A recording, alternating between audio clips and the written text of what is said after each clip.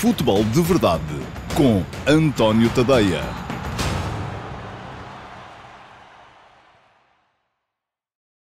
Olá a todos e sejam muito bem-vindos ao Futebol de Verdade Flash para o Sporting 2, Aroca 1. Houve muita emoção e alguma dose de malabarismo tático na vitória do Sporting contra o Aroca, no jogo que encerrou a 8ª jornada da Liga Portuguesa. Houve, na verdade, 5 jogos num só. O primeiro, com 0-0, teve os aroquenses colocados atrás e o Sporting a ter de mostrar paciência para entrar na bem estruturada organização defensiva visitante. O segundo sucedeu-se à expulsão de Diomande, ainda na primeira parte, já com os Leões em vantagem, graças a um golo de Gyökeres. O terceiro durou entre o momento da expulsão e o golo do empate do Aroca, que Mojica obteve logo aos 52 minutos. O quarto serviu para ver se a criatividade tática de Ruben Amorim, forçado a ir atrás da vitória com 1 a menos, era suficiente. E o quinto, após o golo de Morita, ao minuto 68, teve a equipa leonina a controlar até a final e a obter uma vitória que foi justa. O início do jogo foi de acordo com o que se esperava, com o Sporting dominador, mas um Aroca a controlar muito bem o espaço no seu meio-campo, graças a duas linhas bem estruturadas, uma de 5 e outra de 4, a bascularem para o lado da bola e a sublinharem a falta de velocidade dos leões na circulação. Aí foi a criatividade de Marcus Edwards a encontrar a brecha que Gyökeres soube aproveitar para uma bela finalização de pé direito após cruzamento rente à relva. Para o Sporting era uma questão de ter paciência e controle emocional, até porque a perder o Aroca ia ter de se desmontar e as nesgas para finalizar iam aparecer mais, como se viu no período entre o golo e a expulsão de Diomande, que não demorou muito. Só que aí, com a expulsão do Marfinense, começou outro jogo. Daniel Ramos arriscou, chamou ao jogo Razón e Pedro Santos e demorou apenas 7 minutos a aproveitar a tremedeira do Sporting que, face aos 45 minutos, queria ter de enfrentar com um homem a menos. Coisa mental mesmo. Destaque no golo do empate para o belíssimo cruzamento de Razón, tal como o de Edwards no 1-0, feito de pé trocado, e para a boa cabeçada de Mojica face às deficiências de cobertura defensiva dos centrais leoninos, onde estava já Mateus Reis. Mas isso tudo vou explicar à frente quando fizer aqui a fotografia tática do jogo. Ora, mesmo com 1 a mais, a verdade é que, após o golo do empate, o Aroca nunca esteve por cima do jogo. Amorim mexeu bem, passou a defender com linha de 4 centrais, de uma forma que explicarei também mais à frente, quando fizer a fotografia tática do jogo, e a recorrer à imensidão de espaço que Víctor Gyökeres cobre para ainda sair a atacar. O 2-1 apareceu um quarto de hora depois do golo de Mojica, na sequência de um belíssimo arranque de Pedro Gonçalves, concluído com um cruzamento e finalização em vôlei oportuna de Morita. E até final foi sempre o Sporting quem esteve mais perto do golo, nomeadamente num tiro de Geni Catamo, que arrancou a defesa da noite a DR Arruabarrena. O Aroca ainda ficou também reduzido a 10 por expulsão de Rafael Fernandes ao minuto 87, mas nem isso veio assombrar a justiça da vitória leonina, suportada num índice de golos esperados superior, 1,7 para 0,6 no XG, e numa, mesmo que atabalhoada, mas eficaz, mexida de Ruben Amorim.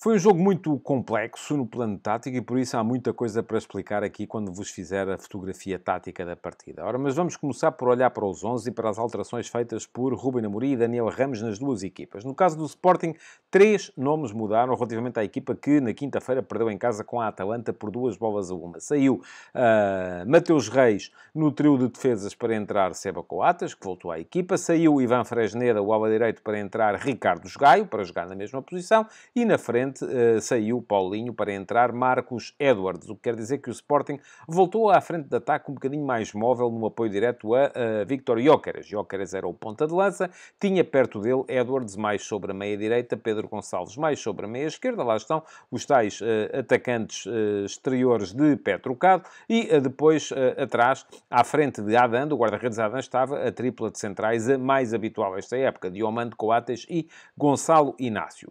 O 4 de meio campo era formado por Ricardo Gaio à direita, Nuno Santos à esquerda, Yulman e Morita no meio-campo. Quanto ao Aroca, trocou 2 nomes, relativamente à derrota contra o Desportivo de Chaves, e uma das trocas foi forçada, porque David Simão foi expulso contra os Chaves e por isso não pôde jogar. O outro elemento que saiu foi Razon, e entrou na segunda parte e deu muito boa conta de si enquanto esteve em campo, mas também foi um dos que saiu para permitir o regresso de Rafa Morrica, o ponta de lança, que estava castigado na última partida e que voltou agora neste jogo contra o Sporting. Portanto, a saída de David Simão deu lugar à entrada no 11 de Tiago Jogaio, o irmão de Ricardo Jogaio, o ala direito do Sporting, que poderia jogar também como lateral e na segunda parte fê-lo durante boa parte do tempo, mas que começou o jogo como central pela direita. Ora, isto quer dizer que o Aroca se posicionou de início num 5-4-1, que até poderia ser eventualmente um 3-4-3, caso houvesse oportunidade para o desdobramento ofensivo,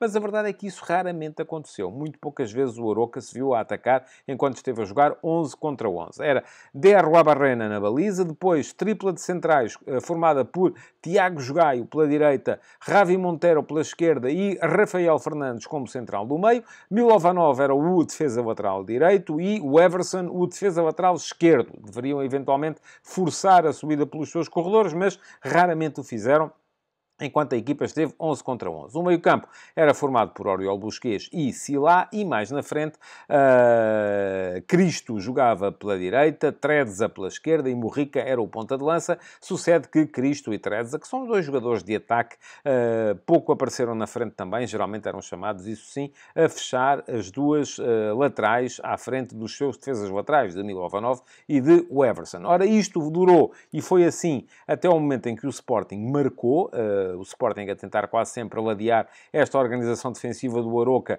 mas a não ter a velocidade ou a capacidade para criar desequilíbrios entre linhas suficiente. Foi Edwards quem desbloqueou a situação e depois o jogo mudou taticamente a partir do momento em que Diomande foi expulso. A expulsão dá-se ao minuto 42, a 3 minutos do intervalo. Nada muda até ao intervalo, mas na segunda parte as equipas vieram diferentes. Primeiro, vamos olhar para o Sporting. Ora, Ruben Amorim abdicou de Marcus Edwards e era fácil de perceber que era o elemento. Edwards acabou a primeira parte a jogar como ala direito e Jogaio a fechar como central pela direita, mas não era sustentável. Edwards não é um jogador com comportamentos defensivos para poder jogar ali, era preciso fechar atrás. Portanto, o que é que fez Amorim?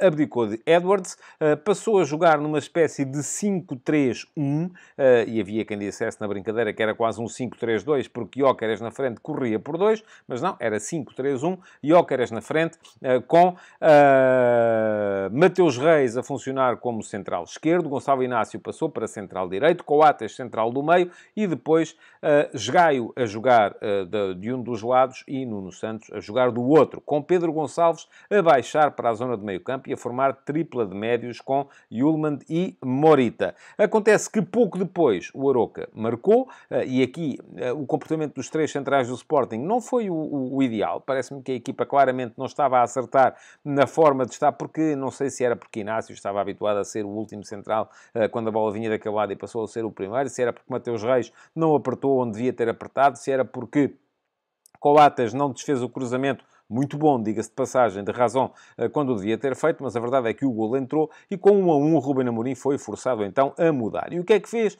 Amorim passou a defender apenas com linha de 4 para tentar anular a desvantagem numérica que tinha no campo. Como é que ele fez isto? Trocou Nuno Santos por Geni Catamo e Ricardo Jogaio por Eduardo Quaresma. Portanto, o Sporting passou a defender com 4 centrais, Quaresma à direita, Mateus Reis à esquerda, Coates e Gonçalo Inácio como centrais do meio.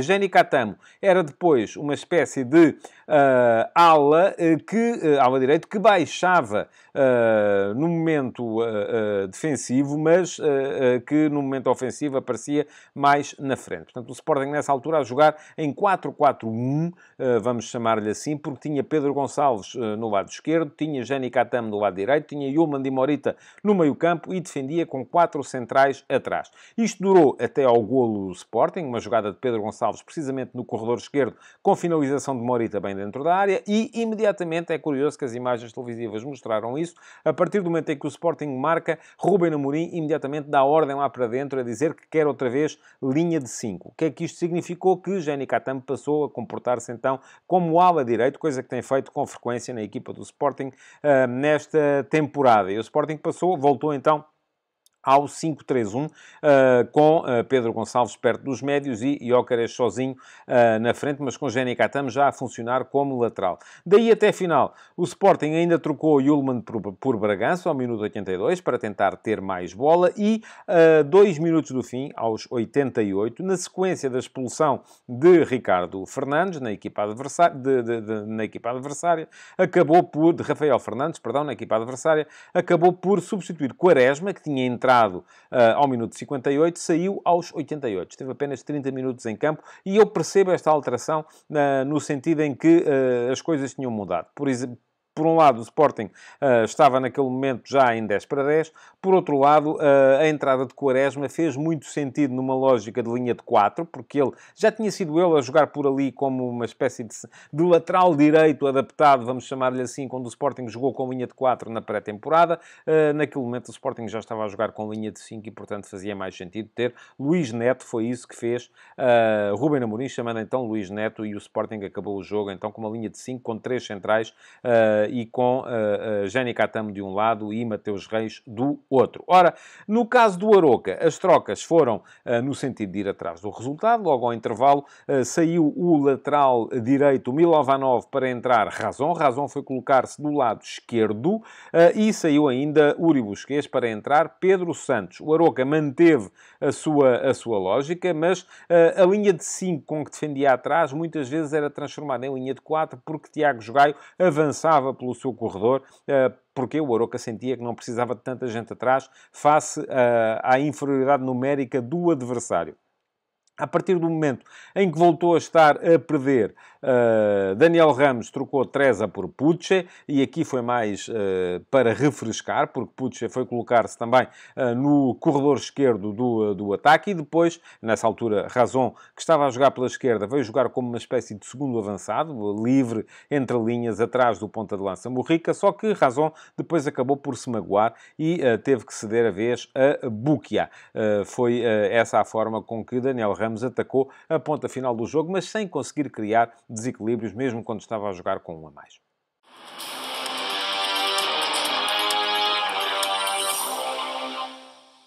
O herói do jogo de hoje foi, para não variar, Víctor Gyökeres. Aquilo que ele fez com bola, sem bola, a pressionar, com bola, a aguentar a defesa adversária à espera que a equipa subisse, a ir buscar a profundidade.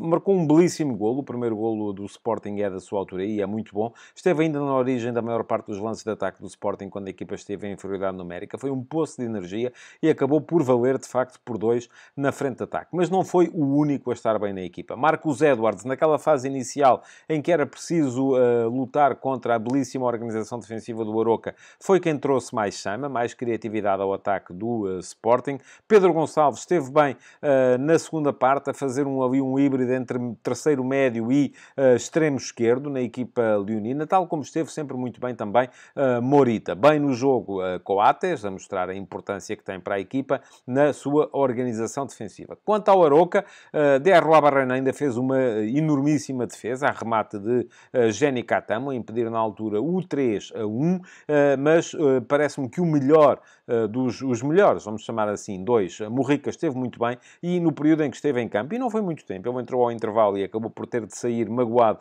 aos 79 minutos, Razon trouxe à equipa do Aroca a criatividade e a capacidade para desequilibrar que ela não tinha tido antes dele entrar e não voltou a ter depois dele sair. De qualquer modo, o herói do jogo foi Víctor Gyökeres.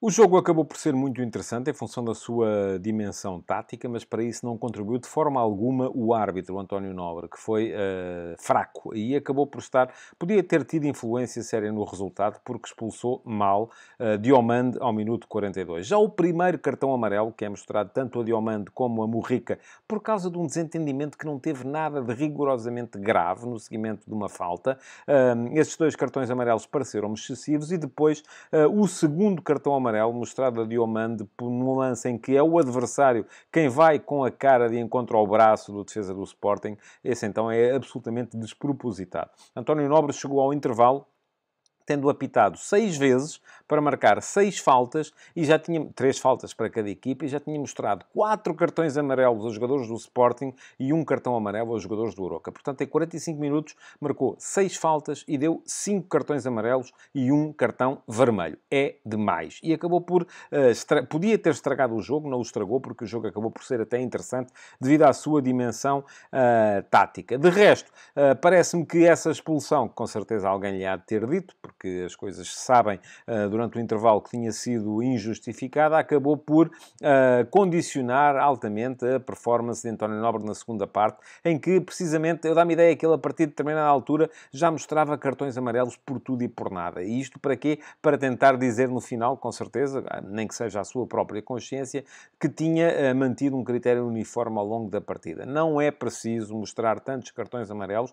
Quem olhar para a ficha disciplinar deste jogo pode achar que ele foi uma real pancada de início a fim. Não foi, os jogadores foram corretos, o árbitro é que estava claramente desabrido na forma de mostrar cartões. Uma nota ainda para os golos, que foram regulares, e o lance do golo do Sporting, do primeiro, esteve a ser analisado pelo VAR em função da colocação das linhas de fora de jogo, mas estava 47 centímetros em jogo Víctor Gyökeres, no momento em que se antecipa a Tiago Jogaio, e por fim, para o lance da expulsão de Rafael Fernandes ao minuto 87. A expulsão é bem decretada, o Rafael Fernandes agarra Gyökeres e impede um contra-ataque, portanto, segundo o amarelo bem mostrado, mas antes disso tinha havido uma falta de Eduardo Quaresma sobre um jogador do Aroca, pelo que deveria ter sido assinalada a falta e não o cartão amarelo a Rafael Fernandes, mas já havia 87 minutos de jogo e o resultado estava feito. De qualquer modo, má a arbitragem de António Nobre. Futebol de Verdade, de segunda a sexta-feira, às 12h30,